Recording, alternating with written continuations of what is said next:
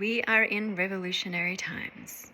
The astrology of geopolitical events I'm about to share might blow your mind, but first I'll cover a bit of the first 2 weeks of May. So which way will these revolutionary energies go? Well, I think it depends on how each one of us participates, on technology, how AI is used by governments, and how we anchor in our consciousness.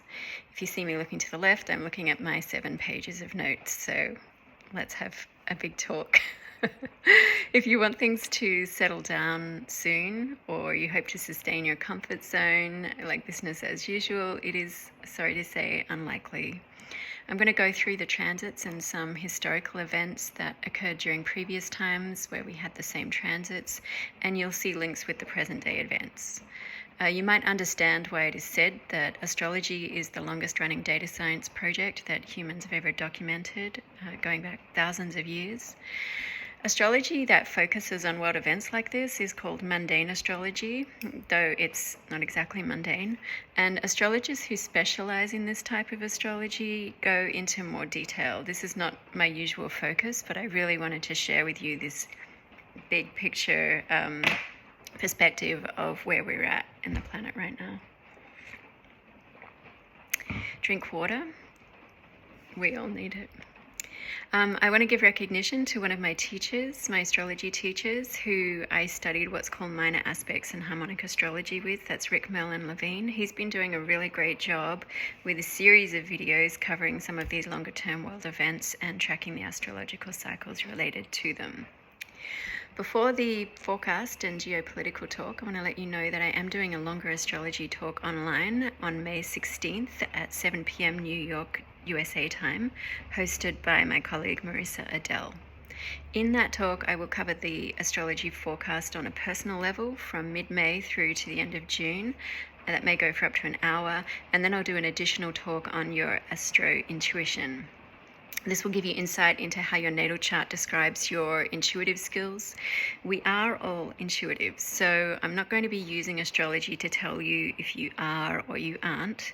We are all intuitive in some way or another, but there are so many different ways that can show up that we can experience it or receive information. I'm going to go through how the planets, signs, elements, and houses can all combine in a unique weave of angles to describe your powers of knowing. Once you see this, you can focus more directly on growing your knowing and leveraging these abilities within your life, your work, your purpose. If you're an intuitive entrepreneur, I know a lot of people who follow me are. So the link to book for this talk is below, and I will select one person about a week before the talk who is going to attend the live audience to do a chart demonstration with, where we will explore and illustrate more about their intuitive skills as written in their chart. So if you want to win that demo, make sure you book ahead, and like I said, the link is below. If you can't attend live, you will get the replay, and it could go for like 90 minutes to 2 hours, we'll see. You can also check out my website below. I make Chinese herbal and spagyric alchemical products using medical astrology in the lab, and you can also book private astrology consults with me. It's bioherbology.com. The link is below. So in terms of when will astrology show up in your life, I'm getting this question a bit lately. Some astrological events don't fully show all their manifestations on the day, especially slower aspects between outer planets as they are seeding a longer term cycle. Focus on the processes within you and around you to determine what, over time, what a longer cycle is about for you. With shorter term transits, events can happen closer to the day or on the day, but they have their period or cycle of manifestations. Like an eclipse cycle can be 9 years or 18 years, and they can happen with a combination of eclipses or with just one eclipse, like the one we had recently was starting a 9-year cycle. A new moon has a 6-month gestation period, where by the time we have the full moon in that sign, 6 months later, those things will begin to come to fruition or peak, as in they will have begun to come fruition around the new moon or from the new moon onwards, but they will peak 6 months later at the full moon in that sign. So if nothing major has happened event-wise since the big transits of April, don't lose focus or take it the wrong way. These energies have just seeded, and it is up to you to ride the waves and look for or create the opportunities that you want to make happen in your life.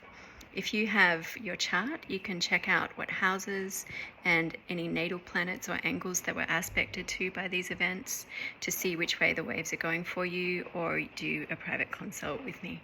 Particularly the luck aspect of the Jupiter-Uranus conjunction in April, most of us won't have experienced all the things from that right away. They won't manifest, they will manifest over a long time. And we may not even see major things until around June as other planets come through that degree point and activate it into manifestation.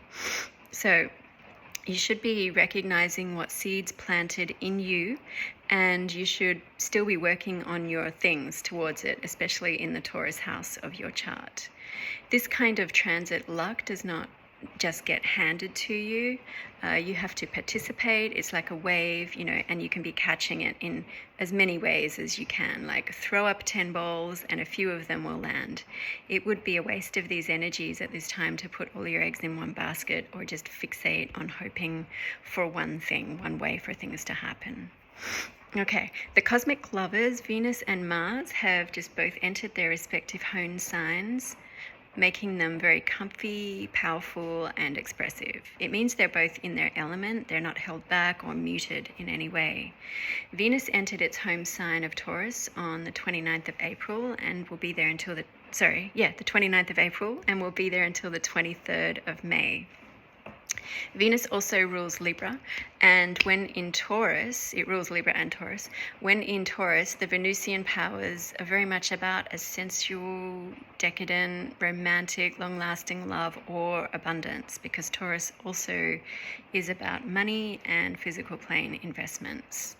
Love is a long-term investment with Venus here, and it wants to come home and cook dinner with you. Lip balm and water as we go. Okay. Mars entered Aries just after that on the 30th of April, lighting a fire under our asses. Mars rules Aries and Scorpio. And when in Aries, it is hot, fast, motivated, determined, and ready to go. So be careful of your fiery nature if it gets you in trouble.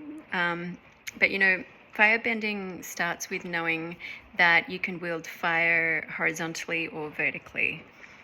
When you wield fire horizontally, where you project outside of yourself, perhaps getting pissed off, or maybe like an erection heading towards a goal, or you can use fire vertically as internal alchemy, like kundalini transformation up through your chakras, and using fire to purify your shadow, your energy, your sexual energy, and your consciousness. So think of it like driving a Ferrari with a full tank, and make sure you have a clear, pure-minded goal, because you'll end up where you're going. You'll end up where you're headed. These Venus and Mars energies in their full power combined can help us combine our desires, goals, and power in terms of love, beauty, romance, money, motivation, sex, energy, and drive. So what are you going to do with it? See how helpful this is to ride these waves of opportunity. You may have noticed that in the past week, you went from kind of tired-ish around late April through to having a lot more energy as May has begun to unfold. Does someone or something feel like home to you, or are you coming home to you? This can be very healing energy, combining your will and your heart, and can also be used to regenerate relationships of all kinds. So just make sure you both want to build the same thing, the same goals, and are really aligned with a long-term vision, as Venus in Taurus isn't really interested or distracted by the short term. It can take time to get there, and that's okay, because Mars in the Ferrari is just getting it started. Mars will enter Taurus and be there for building and working on the long term on June the 9th. Pluto retrograded from 2 degrees of Aquarius on the 2nd of May. This can feel like you've been on the fence or toing and froing with something like big and deep since last October. Perhaps you thought you knew, but now you know better. You've been on a journey since then, and you've transformed since then in a plutonic way, like a death, rebirth, regeneration way. And now you can feel like you're ready to get off the fence, focus, and renew your life with what you know now.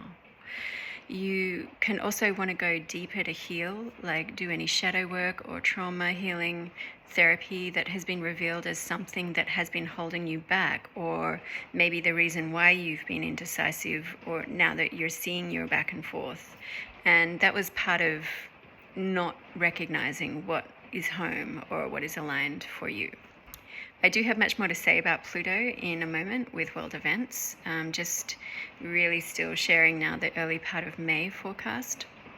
So the next new moon is on May the 8th, and it's in Taurus at 17 degrees. This is quite a nice new moon, especially if you're a manifesting type of person, or you're really ready to start building things now. This is lasting, lovely, money-making. There's a little bit of surprise because it's in close proximity to Uranus in Taurus, but it will serve also as an activation point for the recent Jupiter-Uranus conjunction that peaked around April 20th. It's a great time to start new things or regenerate things, as I've been mentioning, that you've become aware of as part of your path. Your earth purpose and ways to be truly in your body, to take better care of yourself with nutrition, money, and nourish all the senses. Okay, on to the world events. Now they are heavily reflecting in the Middle East and in the USA. So let's look through this window of mundane astrology at what's going on. All right, Jupiter and Uranus in Taurus, as I mentioned, their conjunction peaked on April the 20th at 21 degrees of Taurus. And this is like the biggest transit of the year. So a lot of people have been talking about it. And they've been in a conjunction of like a 3-degree orb for, kind of, you can consider that like about 6 weeks to a couple of months either side of April the 20th. The manifestations of this is a once in every 14-year conjunction, and it hasn't happened in Taurus since 1941. So the manifestations of this conjunction have just barely begun, but we can feel some seeds and detect some initial events. This degree point of 21 degrees Taurus will continue to be activated by transiting planets passing through that conjunction point at 21 degrees of Taurus, and can really begin to manifest in June and even through July. It's the Sun, Venus, Mars, and Mercury are all coming through that point. These inner planets, they're personal planets, are really potent activators as they pass through a conjunction point of a major aspect that will take time to manifest. So the Sun passes 21 degrees of Taurus on May 11th. Venus will pass on May 16th. Mercury on May 29th, and Mars on July the 8th. Mars is a really potent activator, and that's also it brings the energy, it brings the gas in the gas tank to make these things happen. So that's why I say things will keep on coming up and be able to be manifested for months after this transit just beginning this 14-year cycle. So on the world events, Jupiter represents higher education, universities, colleges, and expanding the higher mind, as well as topics of law and justice. Jupiter expands and magnifies things, and it expanded Uranus's current qualities during that conjunction. What are Uranus's current qualities? Uranus has been the modern ruler of Aquarius since 1789, and it was discovered 18 years earlier in 1781. Uranus represents technological breakthroughs, revolt, revolution, sudden awakenings, liberation, freedom, and illuminations. Now, Pluto is in Aquarius, which creates a resonance because Uranus is the modern ruler of Aquarius, and Pluto is there. So it adds in via resonance the Plutonian energies of death, regeneration, transformation, and alchemy. So what Uranus is illuminating is coloured by these works of Pluto. Jupiter in Taurus, freshly conjuncting with Uranus in Taurus, while Pluto just entered Aquarius, hasn't happened since 1789. And I just want to mention that since around about April the 20th, there's been this big escalation and development in the student protests at universities and these places of higher education. And the theme is all about, liberation and like a revolution of investments and, for concepts of freedom and justice. So let's go back in time in 1789. This moment when I mentioned that Uranus and Jupiter last conjuncted in Taurus while Pluto had just entered Aquarius, which has just happened again now. So in 1789, the USA Constitution was ratified in the first session of America's Congress when USA established their judicial system. At the same time, the French Revolution, the storming of the Bastille occurred with, revolt to overthrow the royal rulers in France. And so from 1789, this revolution in France continued until 1799, while Pluto was still transiting the second half of Aquarius. USA is also currently having its Pluto return, so more Pluto, which indicates a period of great instability for a nation, which can span 10 years more or less, 10, 15 years, either side of the peak point of the Pluto return. For the USA, the Pluto return was in February 2022, the exact moment. And during a Pluto return of a nation, the great instability can manifest as either a big expansion of the nation's powers or global status, or a great downfall and loss of power status. So a nation is either dying or being born or being reborn. There can be wars, civil wars, revolutions, and great divisions because it's usually always marked by upheaval. So some other examples are back in time. The great downfall of Rome a couple thousand years ago was Rome was pretty much done within a decade after Rome's Pluto return, and England's second Pluto return marked the ascension of Queen Elizabeth to the throne. And I'll mention some more about this in a moment too, as themes around colonization arise. For the USA, it's Pluto in so a country's chart is like created at the moment where the country is formally written into like either its constitution or their government is formed. So it's Pluto is at 27 degrees of Capricorn. And as it is in late Capricorn, and Pluto's transit through Capricorn began in 2008, which is like a 15-year transit because it just entered Aquarius. It entered Aquarius for the first time in 2023. We actually saw the beginning of USA's Pluto return back then in 2008 with the stock market crash. And since then, there's just been increasing civil unrest, massive loss of trust between the government and civilians, ethical issues within capitalism, which is like ruled by Capricorn, and banking and the economy. These are all Capricornian things. Also, there are ongoing war moves focused on the Middle East to retain the power of the US petrodollar, which is again connected to, the economy and these Capricornian themes, which is, the power of the US petrodollar has been challenged not only geopolitically, but also by the impending climate crisis and what we consider sustainable and ethical energy and ethical sustainable business. Again, all things sort of ruled by Capricorn. So looking at the peak year of 2022, during that time, and I will elaborate a little bit more about this later when we get to Mars's reset in Scorpio. So a number of these things will weave together throughout the talk.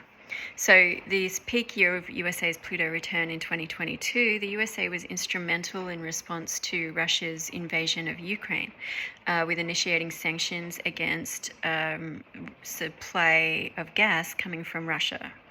and notably Russia had been supplying most of the EU with their gas.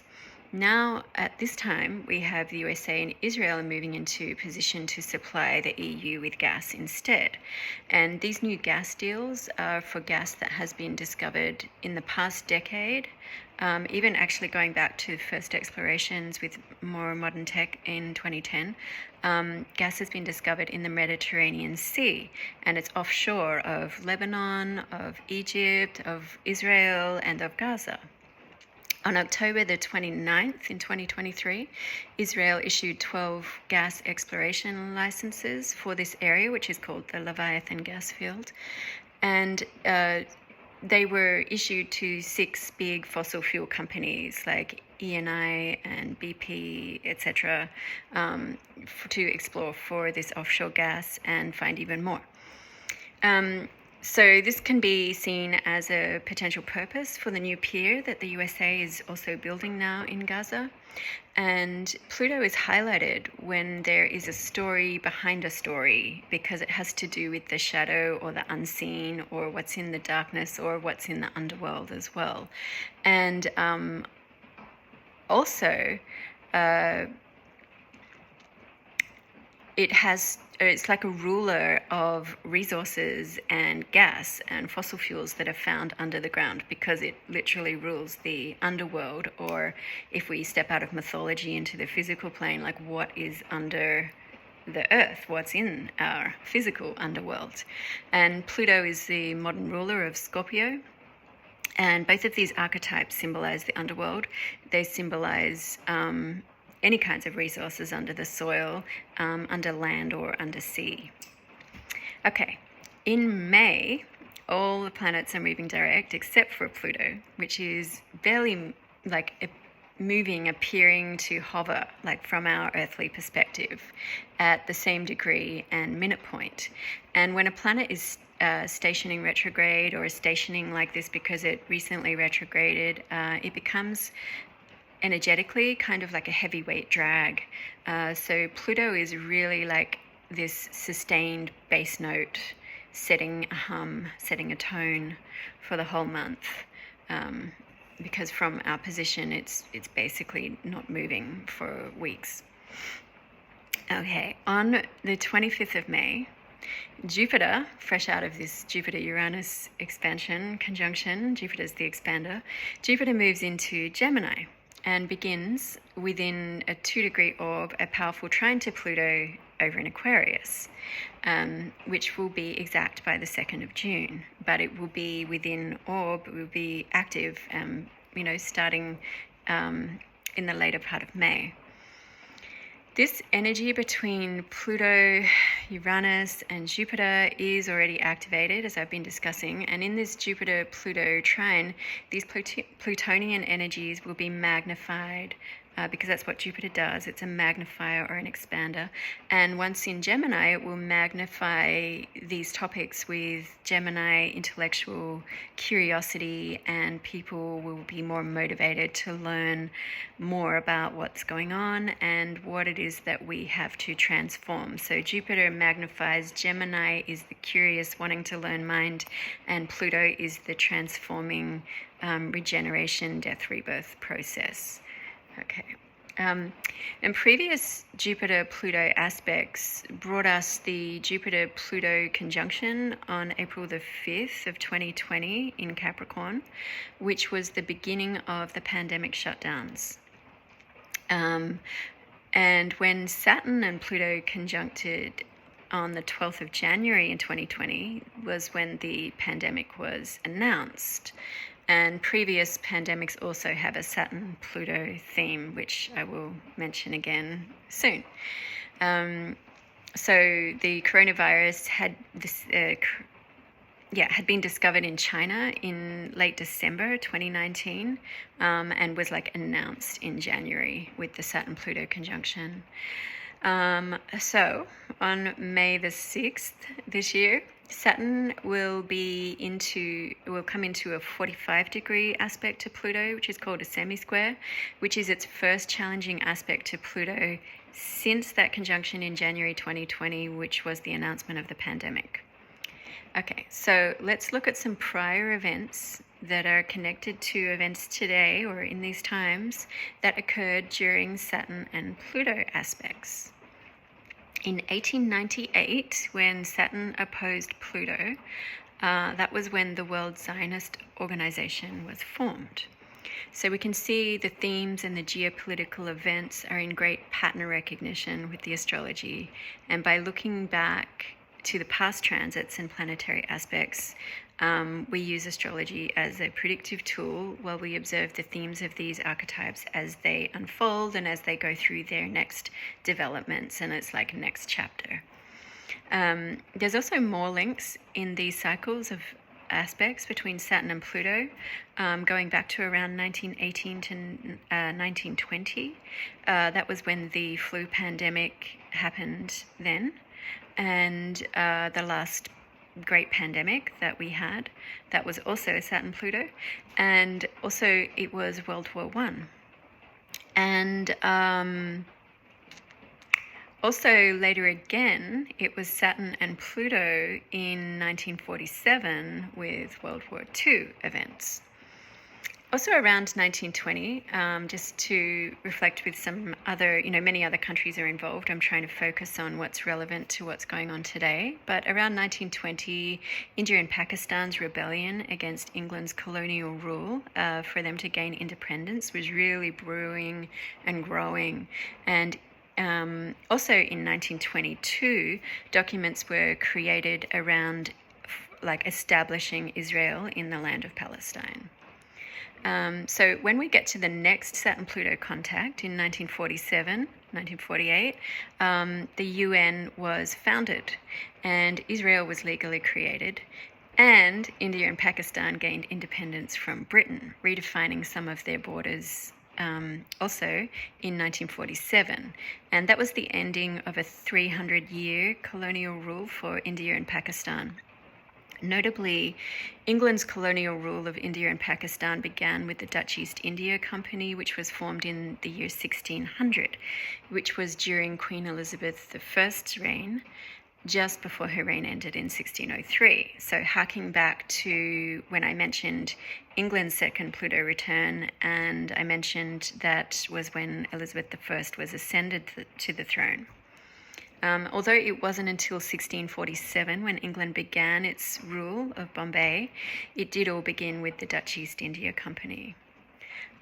So there are these patterns of events, and also, like I said, many more events involving other countries, but we can see the themes coming up of colonization and England's legacy behind the current discourse around colonization that is still relevant today, and where each geopolitical story has their next chapter as the same transits come back around throughout history.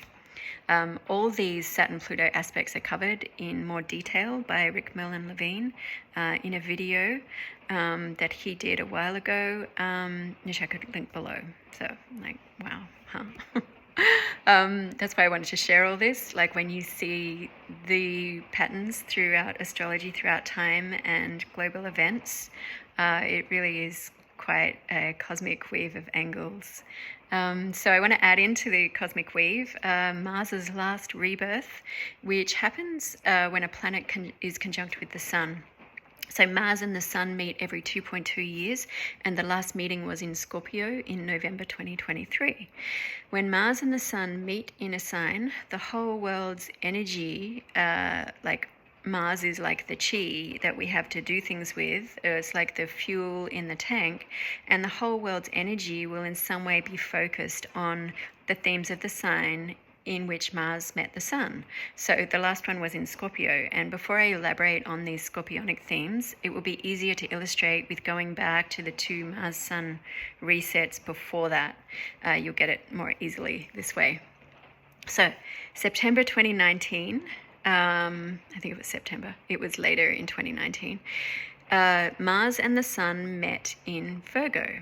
Virgo is the sign of health and healing, health issues and medical issues, and also being in service to others.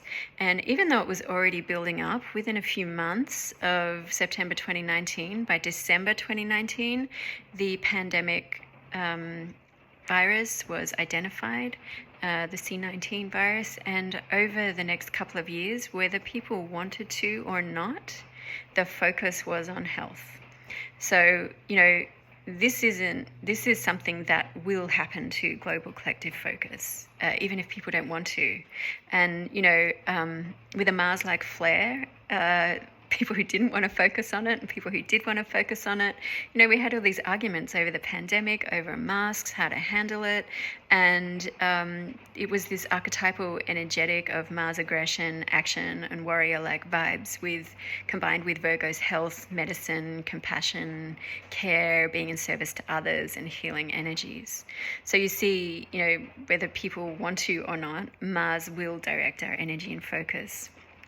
The next Mars reset was around March or April 2021. Sorry, I didn't check that date or in my notes yet. But it was around then, and it was in Libra. Libra represents justice, law, and harmony or disharmony in relationships.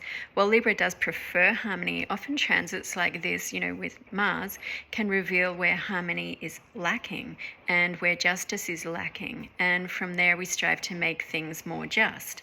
And within a few weeks of Mars resetting with the Sun in Libra, Russia invaded Ukraine. And this really captured the hearts of people worldwide around the issues of justice and injustice. With the internet, we have more exposure to these types of invasions and wars that are happening now. And the level of detail that people are seeing really leads to a whole involvement of the world's Mars energies. The sanctions against Russian gas supplies to the EU were placed, and this piece of the puzzle came up again in the next Mars reset. We also saw a lot of human rights discussion beginning online around how people are so mobilized to care about Ukraine, and perhaps there's an element of it being because the population is white, and several other countries like Sudan and Syria that are experiencing large-scale genocides were brought up to contrast how the Western countries respond to war crime injustices for white countries, but still remain either fairly ignorant or silent around those happening in Africa or affecting Muslim or non-white majority countries. So let's catch up with the Mars and Sun resetting in Scorpio in November 2023. Scorpio is ruled by Mars. Mars rules Aries and Scorpio, and has an even stronger warlike Martian energy, or energies that can be used for a chemical transformation while in Scorpio. Scorpio can be vicious, but Scorpio can also be transformative. So Scorpio poses a real division of ways to Mars and the ways in which we Mars. I created a video on this last November called How Do You Mars? And as I mentioned before, Scorpio rules the underworld, so the themes of resources under the ground are coming up, and the idea of there being two levels of things going on. One is the narrative on the surface, which is the one that the majority are directed to focus on, or perhaps is the goal of misdirection, and the exposure of propagandas on all sides, what's underneath, is really frustrating for so many civilians in so many countries, marsing over what to believe, and also marveling at how many layers there are to what we can access as being truth. So it's like popping a propaganda pimple, Mars's inflammation, and all the stuff from underneath is like oozing out. And the other focus is the narrative behind the narrative, which can be seen to be about the land and the resources and the control of them. So also the USA's control of the UN and attempts to expand empire, so to speak, to control the petrodollar, and yet continue to try and confuse the general population at the same time as like dealing arms and encouraging ceasefire, encouraging negotiation, but being financially invested in war, but claiming we're peaceful and we're civilized ones. This is all Mars in Scorpio kind of energy. And like I said, Scorpio can get really dark and brutal and warlike. And I'm sorry to have been witnessing this path unfolding on the global scale, as I know most of us are. But also, Scorpio can be about facing one's shadow and doing the healing, the shadow work healing. We have multiple traumatized populations really expressing so much pain, grief, loss, and also projection upon one another. And we cannot discount the trauma of all of these populations who've endured, like in the Middle East, has endured decades of bombing by the USA, bombing the Middle East into peace, and promoting Islamophobia in the West. And we also have the massive historical trauma of the Jewish population that's involved now or has always been involved. And so I've got a few too many notes here, but we now see Mars's energy move since the Jupiter and Uranus expansion on higher education in towards the student protests, and also asking to look underneath there and asking for a scorpionic transformation of the monetary and economic side of things through the discussion of divestment from weapons manufacturers and companies that profit from wars. So we also see individuals who are so frustrated with the status quo and the lies and the propagandas on all sides, choosing to work more on individual shadow issues, working more on our own stuff, and trying to evolve beyond getting caught up, in the same way of relating, maybe the same like back and forth in looping talking points that just really exhaust people and end up to be a waste of our Mars. It's like a waste of our chi, so the whole world is certainly focused on how do I Mars and how do we Mars, and how can we transform that as Scorpio does through revealing what's underneath and what's hidden. Let's all go to therapy and heal our multi-generational traumas that lead us to being a warring species, of being a dominator culture that is against nature and against anyone that stands in the way of profits of capitalism, which is unsustainable anyway. Let's each day try to cultivate peace within, as we know that peace starts with us individually. So the patterns of timing revealed by long-term astrology are astonishing. And besides, the climate crisis is also here. And we really should be working together, creating resilient communities, as whole nations may soon become uninhabitable. Instead, we have not protected the pathways to power, and many nations are now stuck with unwholesome people or values or psychopaths or sociopaths in high up leadership positions. And we have a billionaire ruling class that has more power than our so-called leaders anyway. People are seeming to be ready for transformations on a scale that is technologically different to anything we've seen before. AI is coming in and may be used towards further civilian control, like the social point system in China, or as many in tech are saying, Meta is our new government. So moving ahead, we can predict some cycles of mass migrations across the planet for various reasons. As the North Node transits Aquarius during 2026 and 2028, we will likely see big implementations of new technology and a lot of kind of sci-fi stuff coming true, and AI. And some people may want to change communities, like the groups that they're in, or even their country that they're in, according to their values and perhaps how technology is being implemented and how it affects life.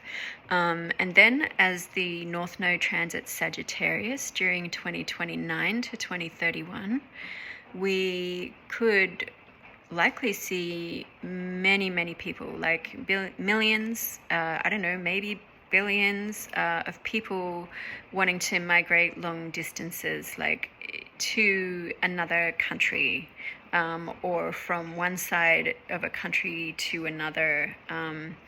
So, this is a long distance migration. And this, with what we can foresee from now, this may be due to either climate crisis, leaving whole countries or areas uninhabitable, and also due to perhaps government adoptions of AI that leave people wanting a different governing experience. So in only these short years ahead, with several cycles of mass migrations coming up, and many astrologers considering all the foreseeable reasons that may prompt these movements,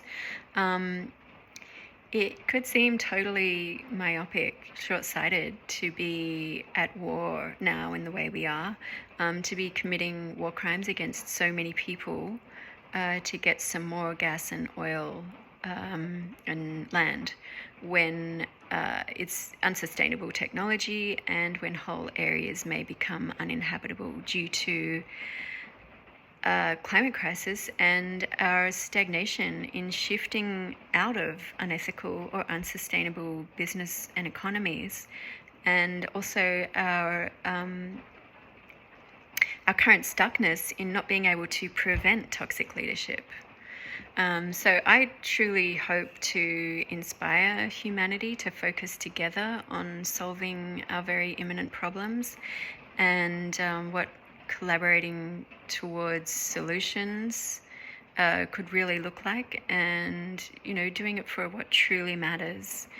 Unsustainable profits from unsustainable industries, and a persistent war strategy, dominator culture that is focused on profits above people continues to crush the environment, and the environment sustains our own lives and well-being. We are part of this planet as a whole, as an ecosystem, and upholding a status quo to sustain business as usual is myopic and bizarre at this point. Come to my May-June astrology talk for a more personal guide and a look into your intuitive skills. The links are below. There's going to be links for a bunch of stuff I've mentioned below, and